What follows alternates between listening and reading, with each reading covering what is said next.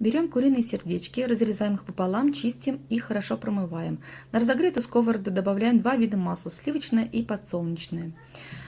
Туда же выкладываем наши сердечки. Перемешиваем и тушим примерно минут 15. Затем мы солим наши сердечки и тушим до тех пор, пока не выпарится жидкость. Когда жидкость выпарится, мы добавляем мелко нарезанный лук. Все перемешиваем, жарим минут 10-15. Затем я добавила томатную пасту домашнего приготовления, добавила стакан воды и тушила еще примерно минут 20. Вот и все, наше блюдо готово. Приятного аппетита!